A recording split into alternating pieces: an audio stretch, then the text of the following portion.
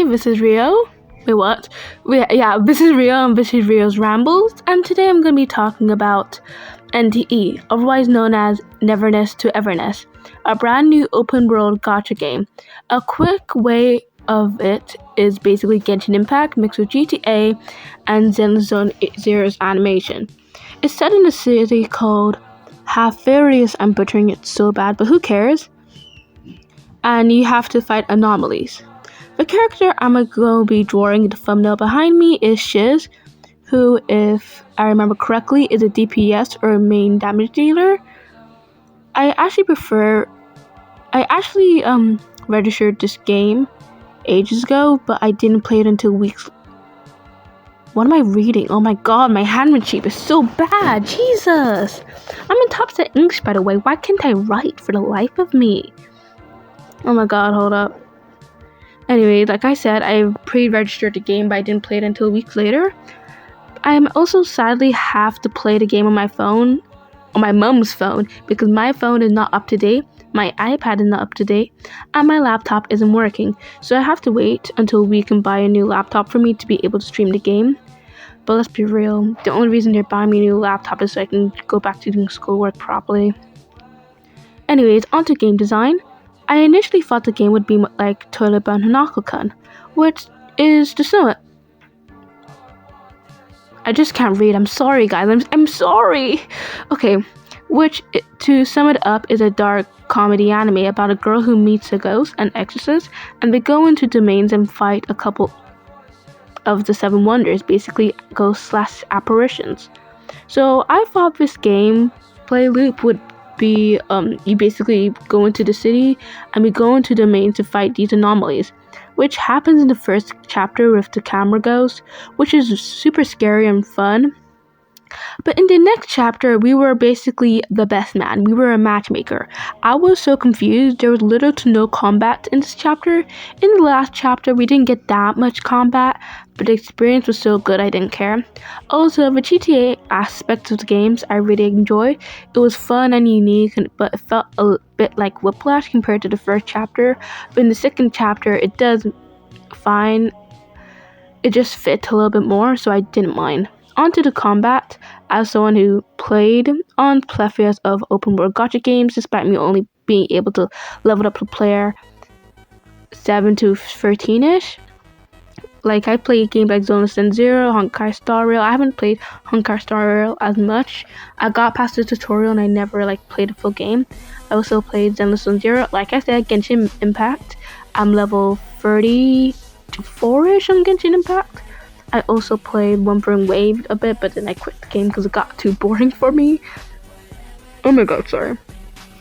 So I would say that the combat isn't as riveting. It felt quite repetitive, but I did enjoy the jump slash combo. This became my favorite combat feature.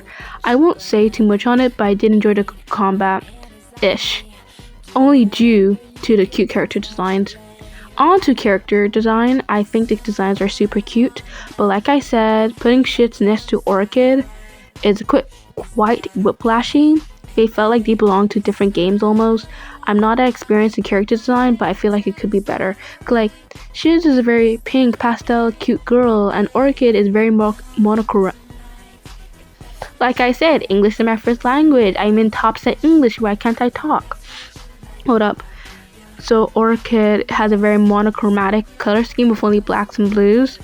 So I just feel like they don't fit that well together, but that's just me, a personal preference. Because in other games like Genshin Impact, you can put Arlecchino next to Mitsuki, that's not her name, Mizumi, and they can still fit a decent amount, but that's probably due to the character style. Onto the wishing aspect of the game, I feel like it's very, very generous. In Genshin Impact, you only get 4 commissions a day. I've not played Genshin Impact in so long. I haven't played it since the Natland update. But in NTE, you get them every 11 and 17 p.m. in game time. And while adventuring is super easy to run into multiple of these, I managed to grind a good couple of temples from only 2 days. Also, wishes and stuff that they give to new players is so generous compared to Genshin Impact. Also, their free S tier, they give you for 50 pulls. The free A tier and the other free S tier and 6 dupes and their signature weapons, which is super good. The S tier is super good, is very meta.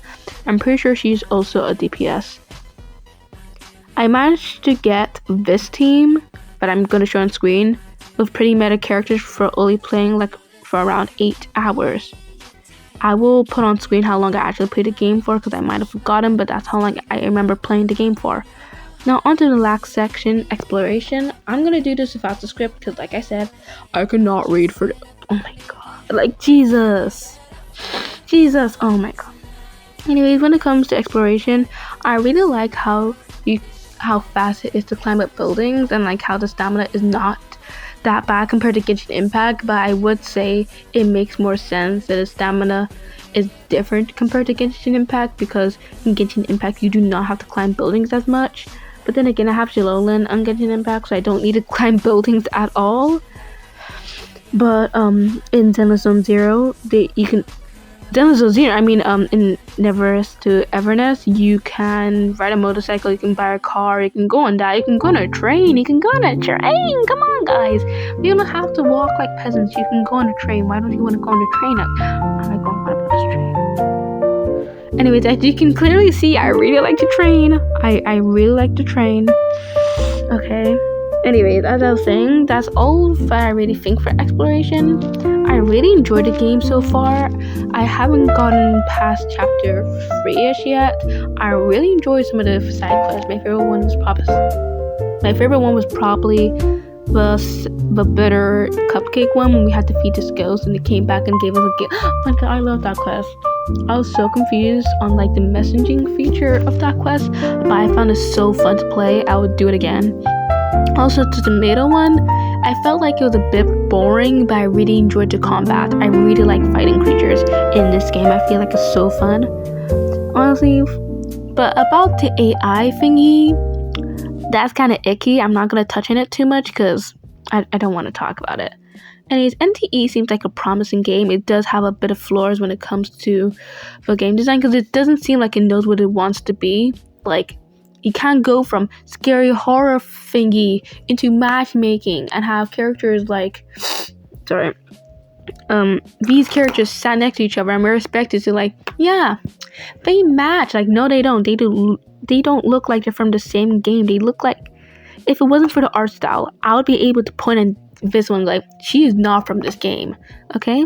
And that's what annoys me, because this game is really good. This game is really fun. I would really recommend it to any other person, but I feel like it's kind of lackluster, because like there's a special thing you can get from Genshin Impact, which I lost when I stopped playing the game due to the controversies in that land.